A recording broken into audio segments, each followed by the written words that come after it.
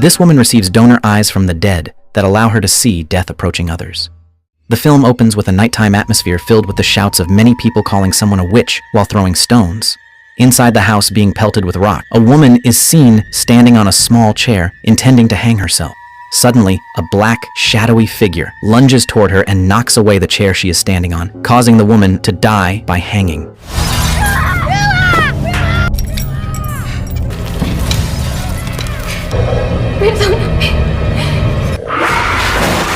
The film then truly begins and shifts to the story of a woman named Sydney. Sydney is a successful classical violinist from Los Angeles, but behind her success lies something even more remarkable, as she is actually blind. Sydney has been blind since she was 5 years old due to a fireworks accident. She now lives alone in her apartment and is able to walk to her violin practice sessions using only her cane. Being blind from such a young age has caused her other senses to become highly trained, so even without her sight, Sydney is still able to carry out her daily activities without difficulty. I can feel the sun on my face. That's not entirely true. After finishing her activities, Sydney returns home and appears eager to undergo a corneal transplant. She has long awaited the moment when she can finally see like a normal person again. After receiving a donor, Sydney is scheduled to undergo the transplant surgery the following day. After the surgery, Sydney befriends a young patient at the hospital named Alicia. Alicia tells her that she has been staying in the hospital for a long time. And from that moment on, Sydney and Alicia become close friends who often share stories with each other. A few days later, it is time for Sydney to have the bandages removed from her eyes.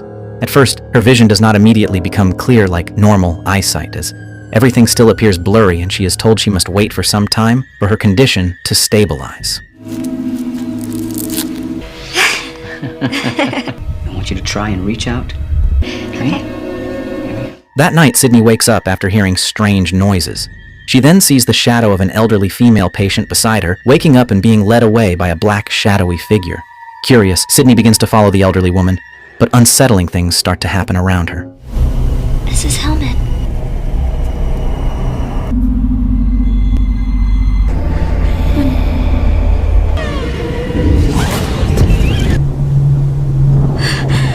The next day, Sydney learns that the elderly woman passed away during the night. She is confused because she clearly remembers seeing the woman walking through the hospital corridor the night before. At this point, Sydney has not yet realized that she witnessed the ghost of the elderly woman being taken away by a manifestation of death. After spending some time recovering, Sydney is finally allowed to leave the hospital. Before departing, Sydney and her sister Helen say goodbye to Alicia and capture their moment together using Alicia's camera. Upon arriving at her apartment, Sydney is surprised by the presence of her friends who come to welcome her home. Since her vision has not yet fully returned to normal, she is still adjusting to coordinating what she sees and hears amid the noise, which leaves her slightly overwhelmed by the crowd. Because of this, and in an effort to help Sydney align all her senses, she consults a doctor named Paul. Paul helps Sydney recover and guides her in learning to use her new eyesight so it can synchronize with her other senses. You damaged your corneas when you were 5? It's a whole new level of confusion. Too many distractions. I mean, how do you concentrate? I'm gonna help you to see the world like it really is, okay? As time passes, Sydney's vision gradually becomes brighter and clearer. However, behind her happiness, she begins to see things she does not want to see. Sydney frequently experiences visions of fire and people who are dying, and at times she feels as if her apartment itself is changing. One night, she sees a shadow repeatedly passing in front of her door. Driven by curiosity, Sydney steps outside her apartment and discovers that the figure is a young boy wearing a raincoat. The boy asks her if she has seen his report card. Confused, Sydney intends to take the child back to his parents. But when she briefly turns her head, the boy suddenly disappears. Do you live here, sweetie? Have you seen my report card? Your report card. From that moment on, Sydney starts to feel that there is something wrong with her new eyes. These experiences make it difficult for her to concentrate during violin practice. Sensing that something is troubling Sydney, the orchestra conductor Simon invites her to have lunch and talk. While Simon goes to place an order, a mysterious woman suddenly appears and passes straight through Sydney's body, shocking her so badly that she falls and draws everyone's attention. But there was nothing to worry about. 42? Yeah. I told you I was gonna do it. There was a woman. Sydney tries to explain what happened to Simon, but he dismisses it as a hallucination. After Sydney leaves, a clear handprint appears in a pile of spilled sugar, indicating that an unseen presence has indeed been disturbing her. Then Sydney decides to have her eyes examined, believing that there must be something wrong with them that is causing her to experience frequent hallucinations. Accompanied by Paul, she goes to the hospital. But after a thorough examination, no abnormalities are found, and her eyes are declared perfectly healthy. Paul once again reassures Sydney that what she is experiencing is normal during the adjustment period and advises her to train her vision by watching television. While watching TV, Sydney suddenly sees something strange again, as her entire room appears to be engulfed in flames with many people burning inside it, but it turns out to be only a nightmare.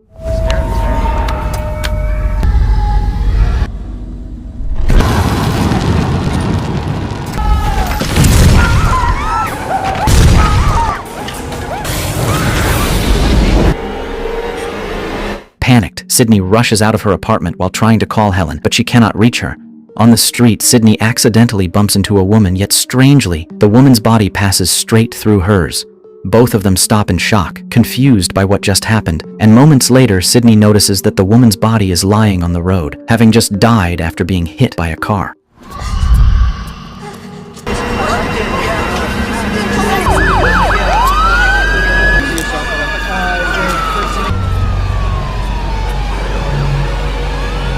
Sydney then sees the woman's spirit being taken away by the terrifying black shadow she has seen before, and the shadow growls angrily at Sydney after realizing that Sydney can see it. Shortly after, both the black shadow figure and the woman's spirit vanish without a trace.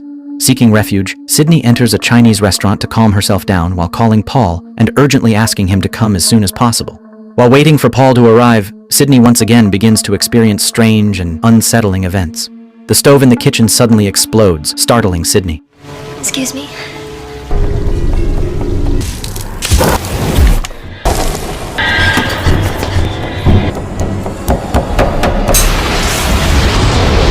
When she opens her eyes, she sees that the restaurant has turned into rubble. Not long after, Paul arrives at the scene. In panic, Sydney explains that the restaurant had been perfectly fine just moments earlier, but suddenly turned into ruins. Paul tells her that a fire had occurred at the restaurant a week ago, killing everyone inside. At that moment, Sydney realizes that she has been seeing supernatural beings all along. She can see things that ordinary people are not meant to see, such as the black, shadowy figure that often comes to collect the souls of those who have just died.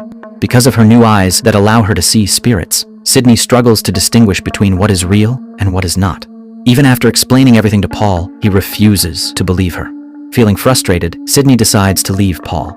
When she enters an elevator, she sees an old man standing with his back to the door, but when Sydney checks the security camera monitor, the elevator is actually empty. She immediately realizes that the old man is a ghost and refuses to get in. Sydney then chooses to take another elevator after making sure there is no ghost inside. At first, she thinks everything will be fine, but the ghost suddenly appears in the same elevator with her. Panicking, Sydney desperately tries to open the elevator doors. Fortunately, the doors open just before the ghost can move closer to her.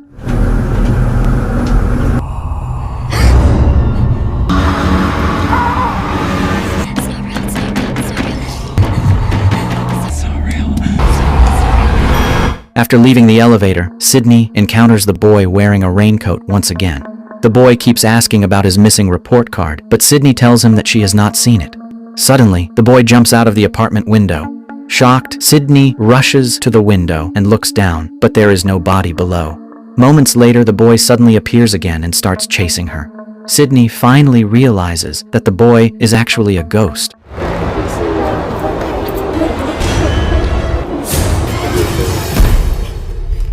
Once inside her apartment, Sydney locks the door, smashes all the lights, and covers her eyes with a cloth.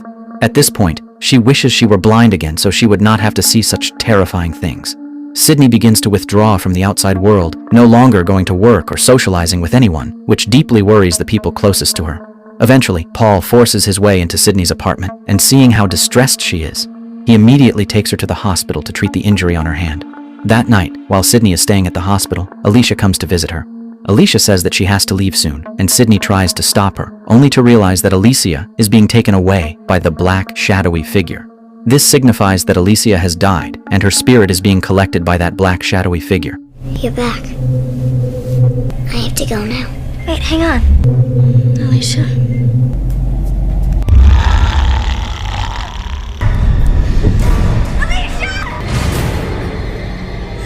When Sydney later wakes up, Helen is already there and gives her a photo of Sydney and Alicia that they took before Sydney left the hospital. However, when Sydney looks at the photo, she becomes confused and asks Helen who the woman in the picture is. Helen tells her that it is Sydney herself. Confused and shaken, Sydney rushes to the bathroom to look at her reflection, and it is then revealed that since she regained her sight, Sydney has never seen her true face. The face she has been seeing all along is that of another woman she does not recognize, and no matter how many times she looks in the mirror, Sydney always sees that woman's face instead of her own. Alicia's mother wanted you to have this. It's you, Sydney. That's not me. You're scaring me. All of this makes Sydney even more curious about the identity of the person who donated the eyes she now has. After searching for information online, Sydney learns that when someone receives an organ transplant, fragments of the donor's memories or emotions can sometimes be carried over into the recipient's body. This concept is known as the theory of cellular memory. What Sydney has been seeing could be the final memories of her eye donor. Sydney then goes to meet Paul, intending to ask for the identity of the donor. However, Paul refuses to give it to her, explaining that donor identities are confidential and cannot be accessed freely. If Paul were to obtain that information illegally, he would be risking his career as a doctor. Disappointed by Paul's decision, Sydney chooses to leave. I could lose my license. I have to find out who she was. You can't ask me to do that. Hold on to that license. In her apartment, Sydney once again looked at herself in the mirror and felt that the face she saw every time was not her own, but the face of the woman who had donated her eyes to her. Sydney then tried to communicate with the owner of those eyes, asking what she wanted.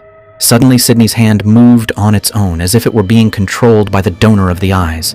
After that, Sydney experienced another vision of a fire incident and began to think that the fire might have been the cause of the woman's death. What do you want? But how can I if you won't even tell me?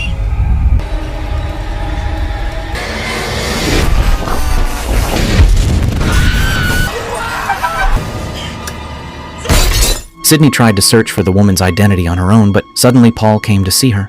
Secretly, Paul had obtained information about the identity of the eye donor and explained that the woman's name was Anna, who came from Mexico. After Anna's death, her eyes were taken to be donated, and Sydney turned out to be the most suitable recipient. Without wasting any time, the two of them immediately traveled to Mexico to meet Anna's mother.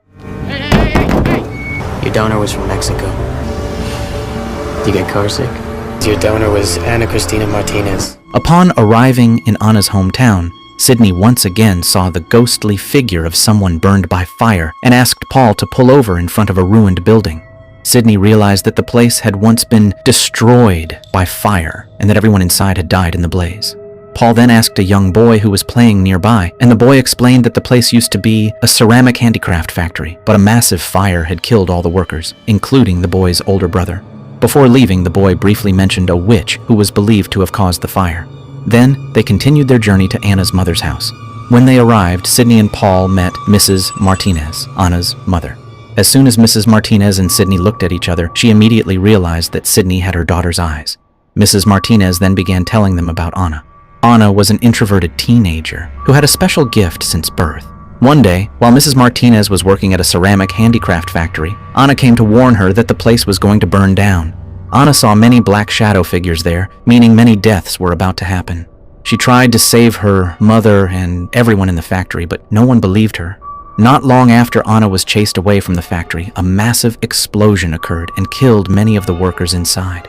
The villagers blamed Anna, believing her presence caused the fire, and they came to her house, throwing stones at it while calling her a witch. Inside the house, Anna believed that her mother had died in the fire, even though in reality, Mrs. Martinez had survived by escaping just before the explosion. Thinking her mother was dead and feeling she had failed to save anyone, Anna decided to take her own life.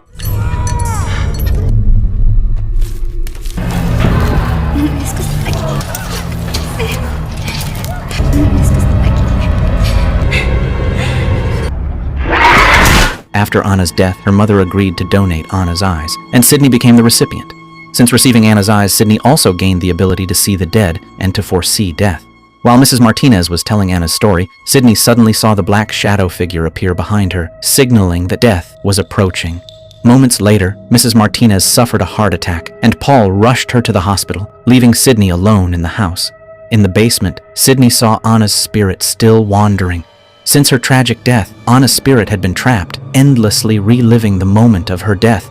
This happened because Anna still felt guilty, believing that she was responsible for the deaths of many people. When Sydney saw Anna's spirit hanging herself, she tried to save her by telling her that none of it was her fault. Anna did not cause death through her visions, she merely saw what was destined to happen. Anna was not a witch, but someone who was blessed with the gift of seeing death before it came. After hearing this, Anna's spirit finally found peace and disappeared. After their business was settled, Sydney and Paul quickly left Mexico. In the car, Paul mentioned that Mrs. Martinez had passed away at the hospital. When they reached the border, they were caught in a massive traffic jam caused by a police chase of a criminal, which forced all vehicles trying to cross to stop to allow the operation to proceed. At that moment, Sydney began seeing black, shadowy figures entering the cars in the line. She immediately realized that these shadows were harbingers of death, signaling that a major incident was about to occur, one that would claim many lives. The vision reminded Sydney of the recurring fire dreams she had been experiencing. Slowly, she understood that these dreams were not memories from Anna's past, but a depiction of a fire disaster that was about to happen right then. Amid the traffic, Sydney noticed a gasoline truck and realized it was going to explode. You what? Sorry.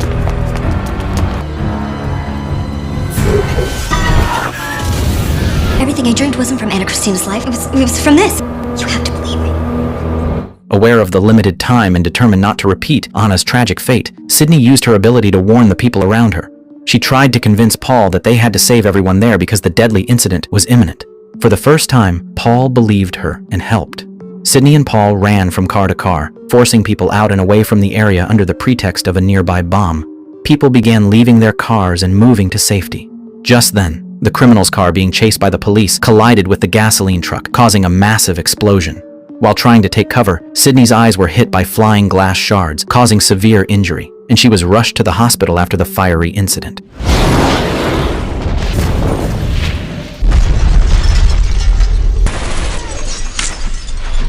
Saved him, Sydney. At the end of the film, Sydney is shown playing the violin at a concert. It is revealed that she has become blind again due to the damage from the glass shards. However, she refuses to undergo surgery again, firmly believing that some things in this world are better left unseen. And with that, the story comes to an end.